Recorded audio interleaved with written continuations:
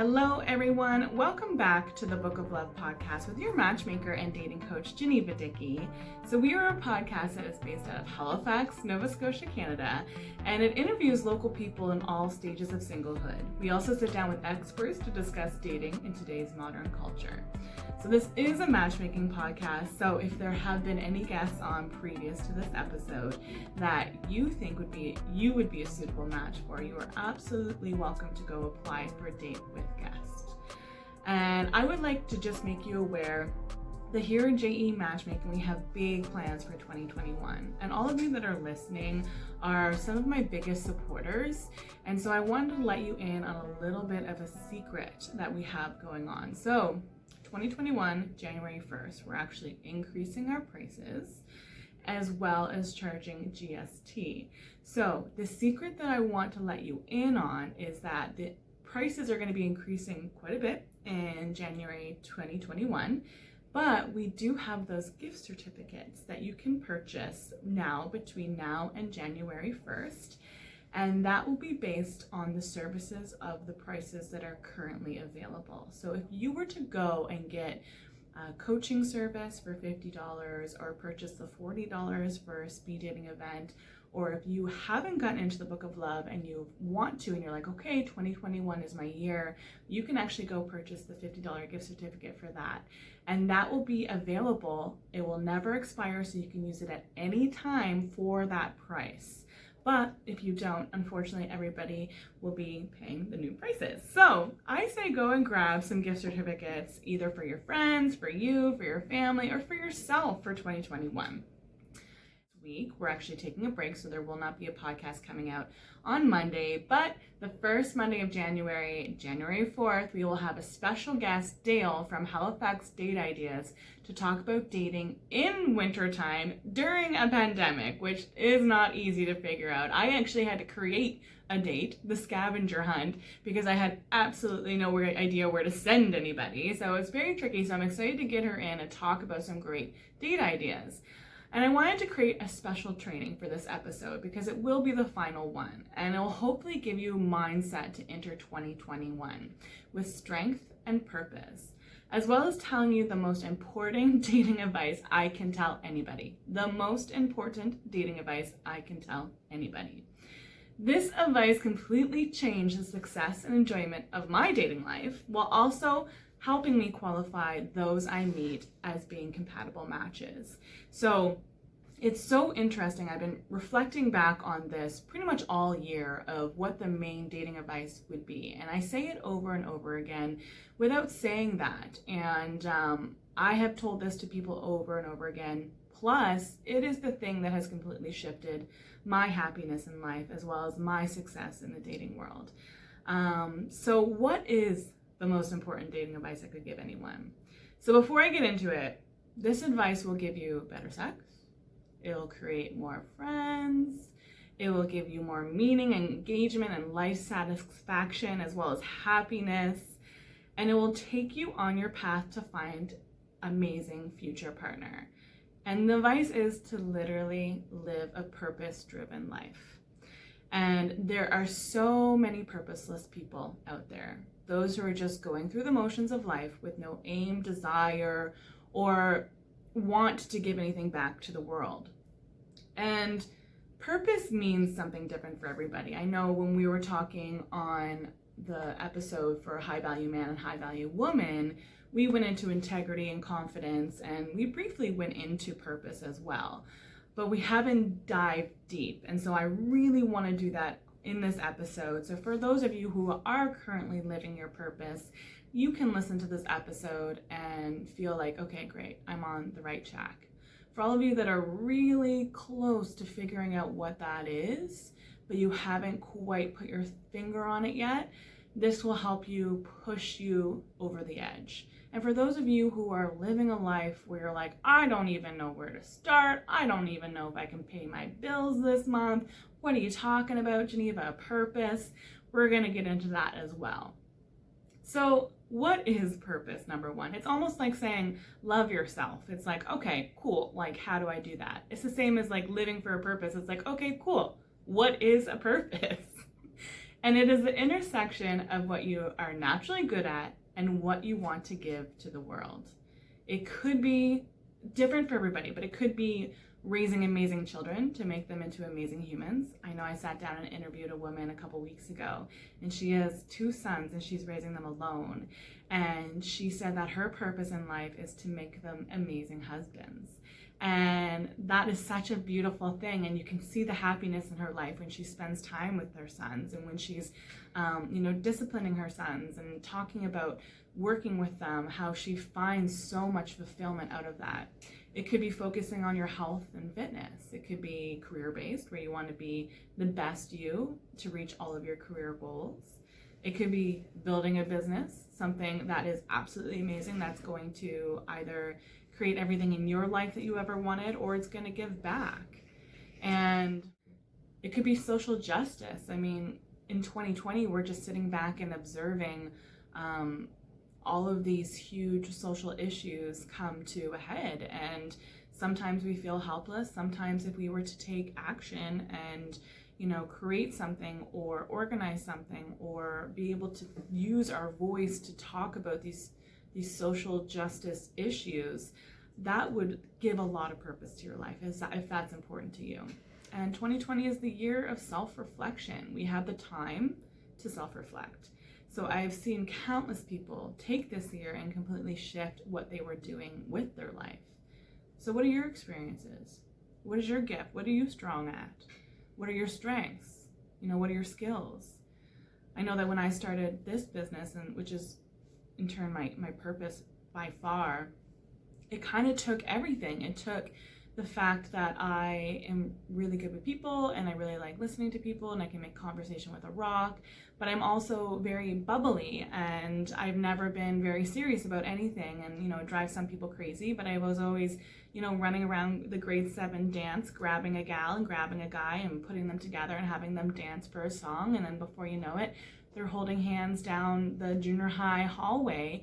And I know that's like original matchmaking, but I was always kind of that social person that never really got self-conscious approaching, or maybe I found a lot of my strength or my self-esteem or my lack of self-esteem to romance myself to then do it for other people, but that was definitely a strength. And so this business just kind of perfectly came into those strengths, and then as well as my determination to build business. I do not give up. I'm like a bulldog. Like, if all of you are watching me and you hate me, I'm not going away ever. I'm going to be fighting and creating something amazing. And so that is a quality that this business and this purpose definitely reflects with me. So what's your strength? What's important to you? What are your skills? And what are you passionate about? What do you like doing? And how, it's so funny because we talk about purpose too, but like, this is big. Like, how does it even affect your dating life? And I've had so many people walk through my door, so excited and hopeful to meet their person. And I'm so excited and hopeful to help them meet their person. But unfortunately, there's a lot of people that walk through my door, and there's not much I can do for them unless they're willing to help themselves, whether it's through coaching or just making a couple of adjustments. And, part of the process of matchmaking is sitting down and getting to know them, to find out more about them. I ask them, how do you spend your time? When you're not at work, what do you do? Tell me, about your interests. What are some of your hobbies? Actually, I hate that question, so I'm not going to ask that to somebody. But what is it that you like to do? Who do you spend your time with? When your friends are together, what do you do? And if someone doesn't have much to say as an answer to this, whether it's like, oh, well, I just kind of go to work. And again, you guys, I know this is pandemic times, so a lot of people are going to work and not doing much else, but let's just visualize 2021 and all of this is settled down and we get to live our lives again, and going to work and coming home and playing video games all night, or going to work and coming home and watching reality TV like crazy, or just spending time with your immediate family and not saying yes to go out with friends, not saying yes to extended acquaintances to go do things. and you don't have anything really kind of on the go in that way. I mean, family is so important, and my family is super important. I spend lots of time with them, but I don't spend all of my time with them, especially when I want to find a great person or build a social life so that I can find my great person. And so, unfortunately, if people don't have much to say in that regard, I find that the conversation falls flat with me. And if the conversation falls flat with me, somebody who can make a conversation with anybody, it's going to definitely fall flat with other people. We need to be experiencing experiences in order to be an interesting, dynamic person. And if going to work and coming home and watching TV and binging Netflix is all that you do, and you aren't exposing yourself to other people and other cultures and other experiences, you don't have much to share with other people. And so this is your purpose. This is something that you're passionate about, that you want to give back to the world. And then they come to me and they expect to be able to do well in the courting stages of a dating relationship. And, they want me to wave a magic wand and I'm going to introduce them to their perfect person, and they get to skip that 3-month process of, courting and figuring each other out, and they just jump right into a relationship. Well, that's not what happens. We have to work through that. We have to have interesting things to say. We have to have great, interesting conversations.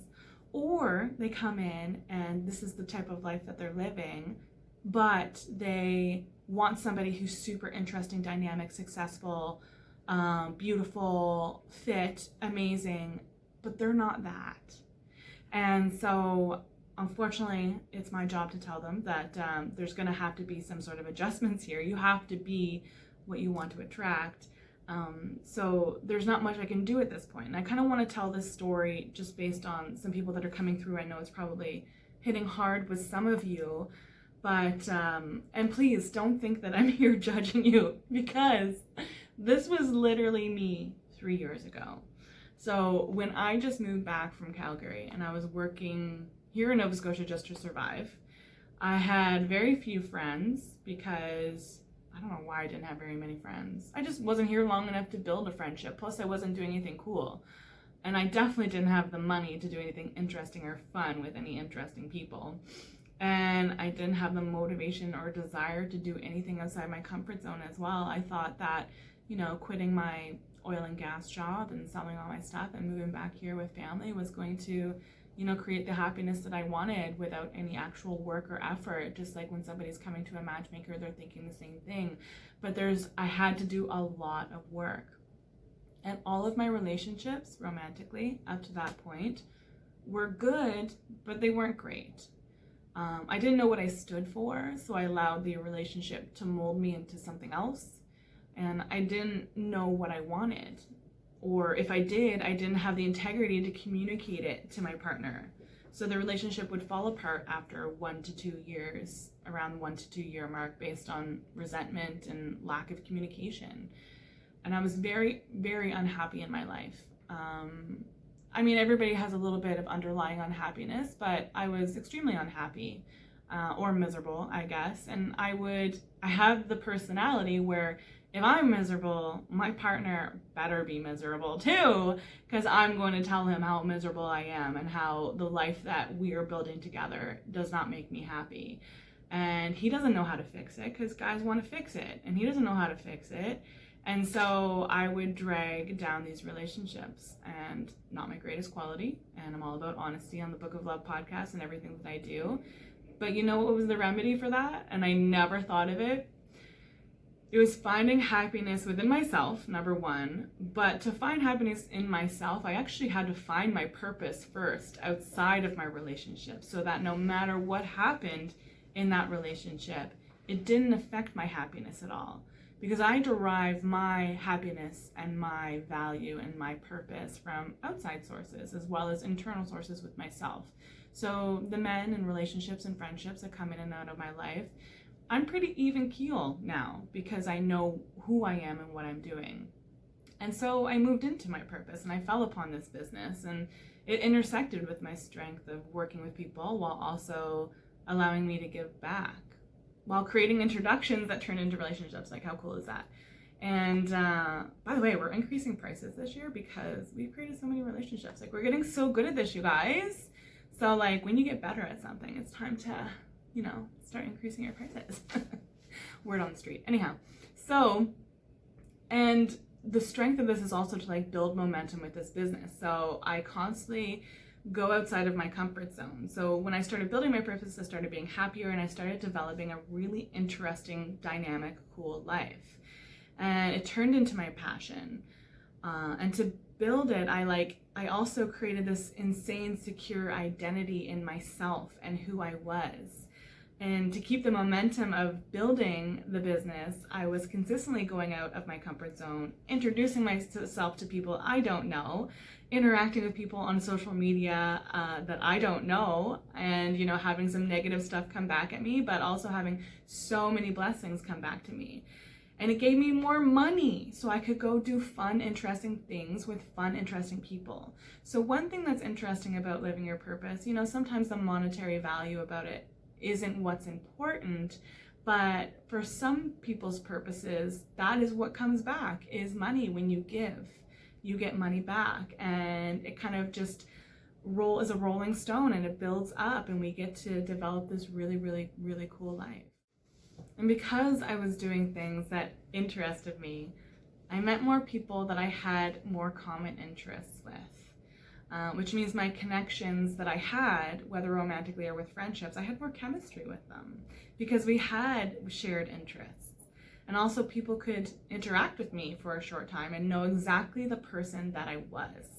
So I turned into somebody who was very polarizing. Which is not a bad thing. It's a really great thing. So I turned people off, but I also turned a lot of people on. And which meant that those that were meant to be in my life were attracted to me, and those who weren't were repelled by me. And it was interesting because before I started living this way, I had these group of friends here in Halifax, and they were old friends, but they didn't have the same mindset. They didn't have the same growth mindset as me, and they just kind of fell away. And then I was able to build something friendship and relationship wise under me that created a really cool life. So there's two really awesome things that come from you living your purpose. Now, these are just passively going to come. These aren't going to be like you are actively seeking this out. This is just what's going to be attracted to your life. So when you live your purpose, you meet people of similar mindset, like I said. And when we're looking for a romantic partner, having somebody that has a similar mindset to you, have similar interests to you, is very attractive. And that's where we kind of build the chemistry, and we build the conversation, and we build the foundation of a relationship. When you have the same mindset, when you have the same values. So what is it you have to do in order to meet your future partner? You need to get out there and meet a ton of people. And so to all you shy, introverted people out there, no one is going to kick down your door. No one is going to start an amazing conversation with you out of nowhere. You need to put yourself out there to meet more people. I don't know if you guys remember Deep. I can't remember what chapter he was on, but he was on there with Amanda. He was one of the couples that I created, and they came on and talked about their journey. And he was talking about the fact that he was very shy and introverted, and he knew that he had his purpose in life. He does very well for himself, and but he really wanted to find his partner. And there wasn't any social situations that were helping him with that. So what did he do? He literally created a meetup that he was able to invite people to, so he can meet as many people as possible, so that within those introductions, he could possibly meet his future partner. So this is somebody who is introverted and shy. This was not his default. He chose to do this because he wanted something and he was going for it. And when he was living his purpose, he went outside of his comfort zone.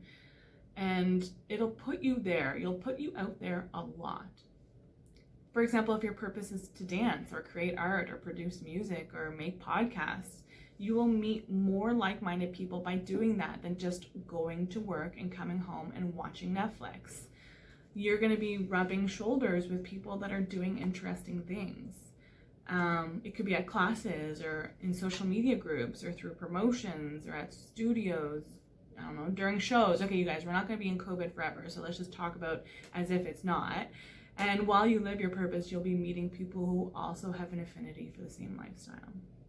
So for example, I love building business. I love building a client database, hosting events and coaching. So in order to do that, I need to attend networking events and join social media groups and join business groups. I attend virtual financial classes. I'm kind of obsessed with real estate, so I've been taking some real estate classes over the last year. So to go to where the movers and shakers are. So I have met more new people in the last year during a global pandemic, living my purpose, than I ever did my 5 years of being a geomatics professional, being unhappy in an unhappy relationship. So I have met more professional and business and successful minded men than I ever have in my entire life. And this includes being in Calgary, which is where they all are.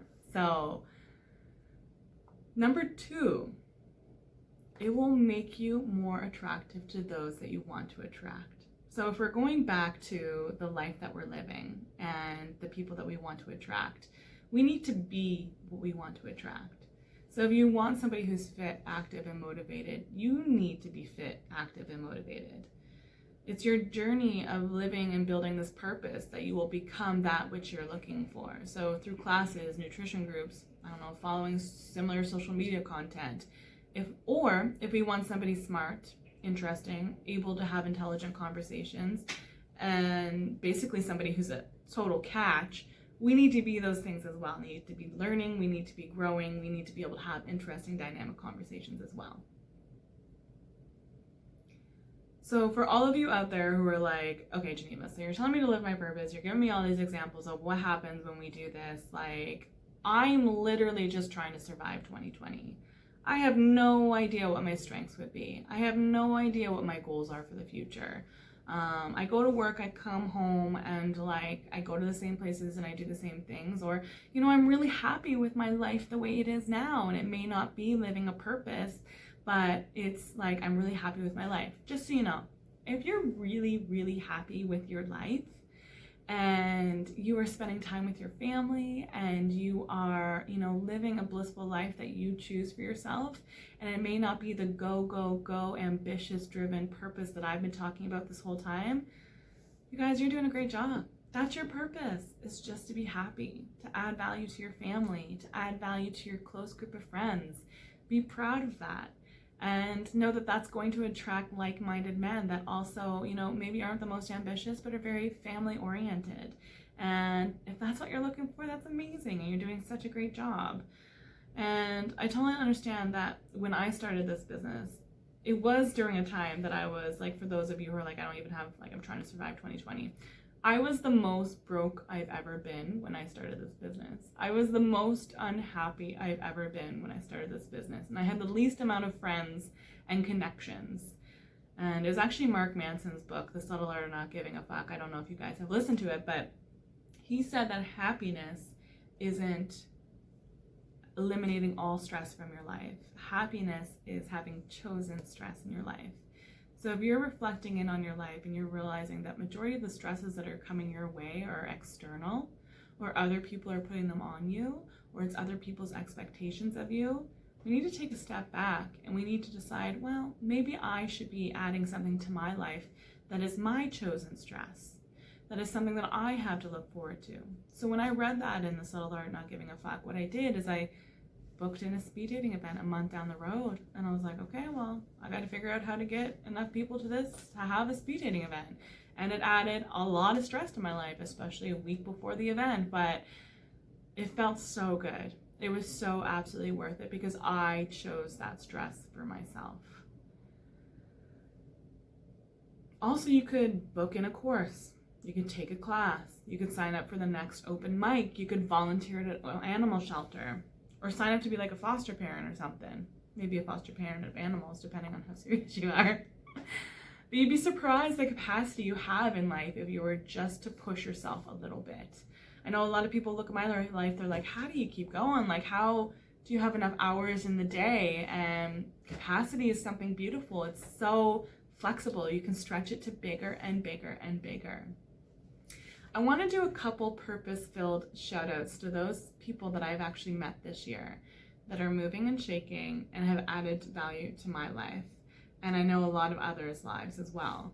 And I want to do this because we're nearing the end of 2020. It's a year of gratitude, the fact that we survived this, and these people really did have such an amazing influence on my life. So number one is Sarah MacLellan with the InTalksicated podcast. I don't think anybody that I know has grown as much as this woman has during 2020. I remember seeing her at our Wing Woman course, and she was, just learning all these, attachment theory and all these things to become a great, amazing partner. And she was just learning this. And now she is super educated on it. She's also, personally growing herself. Plus, nobody can say that woman is not living for her purpose. She has done hundreds and hundreds and hundreds of hours of content for her InTalksicated podcast. And she is, I don't know if you guys saw actually her newest TikTok that went viral, got millions of views. It was hilarious. But she's finally starting to get her name out there and started to get the recognition that she deserves, because that girl is a hustler. So girl, I love you. Shout out to you. Amanda Greeves from Walk to Wellness with Amanda on Facebook. So again, she was Deep's girlfriend, the one that we introduced them to each other. And this woman came to me in January of 2020 looking for her man. Not only did we find her man, she lost a ton of weight. She became super active. They built an amazing relationship together.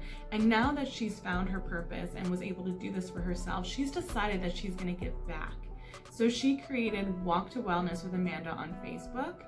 And this is where she's coming together with other women, and she's talking about her journey, and hopefully through the observation of her journey and talking through it, others can go through the same thing.